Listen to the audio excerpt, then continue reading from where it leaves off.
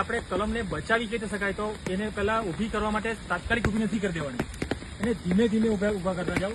થોડીક ઊભી કરો, 10 સેકન્ડ ઊભા રહો, કારણ કે જો તમે જોરથી ખેંચી લેશો તો એક કલમ તૂટી જવાનો ભય રહે આપણને. એટલે ધીમે ધીમે ઊભી કરો. ઊભી કર્યા પછી હંમેશા આ કલમ અત્યારે એવું કહેવાય કે ભાઈ એને ઘા પડેલો છે, એને ઇન્જરી થઈ છે, તો એને બચાવવા માટે પહેલા એનો ખોરાક ઓછો કરી નાખવો પડે.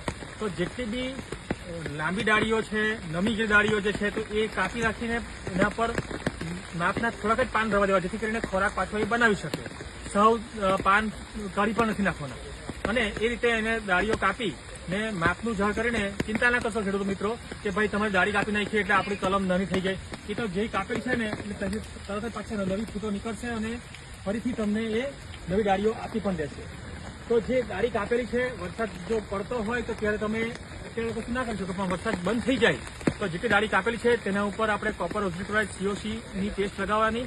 કારણ કે COC કોપર ઓક્ઝીક્લોરાઇડ જે બ્લુ કલરનો પાવડર આવે એને પાણીમાં કાઢવી અને જે જગ્યા પર આપણે ડાળી કાપેલી છે ત્યાં એ પેસ્ટ લગાવો તો એ કોપર ઓક્ઝીક્લોરાઇડમાં ઓક્સિજન છે, એટલે ઓક્સિજન એ તરત જ પાછો એ ડાળી જ્યાં કાપેલા ભાગ પરથી નીચે જશે ત્યાં સડો પણ નહીં લાગવા દેશે અને એની નજીકની જે આંખ આવેલી ત્યાંથી તમને નવી ફૂટ તમને કાઢી આપે. હવે જમીનની અંદર શું કરી શકાય? તો વરસાદ બંધ થયા પછી તાત્કાલિક આવી પરિસ્થિતિમાં શું કરાય કે પહેલામાં પહેલું તો તમારે 22 ટીમ બજારમાં જે કાર્બનડિઝમ જે મળતું હોય તો એક 22 ટીમ જે છે તે 50 ગ્રામ પાવડર લેવાનો.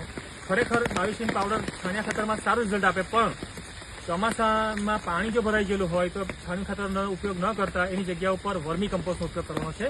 તો 1 કિલો એક કલમ દીઠ 1 કિલો વર્મી કમ્પોસ્ટ અને 50 ગ્રામ 22 ટીમ પાવડર એને બરાબર મિક્સ કરી અને ઘરમાં જ અથવા ઘરના વાડામાં આપણે એ મિક્સચરને રોજ એને પલટાવતા રહેવાનું. એવો 4-5 દિવસ થઈ જાય એટલે એમાં કોલોની વધી જાય કાર્બનડિઝમના અને વર્મી કમ્પોસ્ટના લીધે, અને એ બનાવેલું મિક્સચર આપણે થડની બાજુમાં કોતરીને અને એ તાપ ભરી દેવાનું છે 1 કિલો મટીરિયલ, અને પાછો આપણે ત્યાં ધીમું વાળી દેવાનું છે અને થોડું પાણી આપતા રહો. અને વરસાદ જો આવતો હોય તો પાણી આપવાની જરૂર નથી.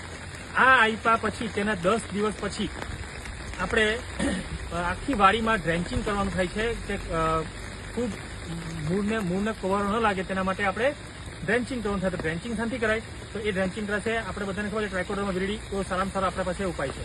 પણ ટ્રાયકોડર્મા વિરિડીને વાપરવું કેવી રીતે? તો એને વાપરવા માટે 200 લીટર પાણી લેવાનું બેરલમાં અને એમાં આપણે 1 કિલો ટ્રાયકોડર્મા વિરિડી બરાબર મિક્સ કરી દેવાનું, સાથે 2 કિલો યુરિયા પણ નાખી દેવાનું. યુરિયા નાખવાથી શું થશે કે એ પ્લાન્ટ એ ટ્રાયકોડર્મા વિરિડી પાવડરને વહેલો ચૂસી લેશે અને વહેલું આપણને અસરકારકતા મળે. એટલે 200 લીટર પાણી લેવાનું, એમાં 1 કિલો આપણો ટ્રાયકોડર્મા વિરિડી અને 2 કિલો યુરિયા એને બરાબર મિક્સ કરી અને એક કલમ દીઠ 1 લીટર પાણી જે મિક્સર બનેલું પાણી છે તે 1 લીટર પાણી એના ફળિયામાં વેરી દેવાનું છે.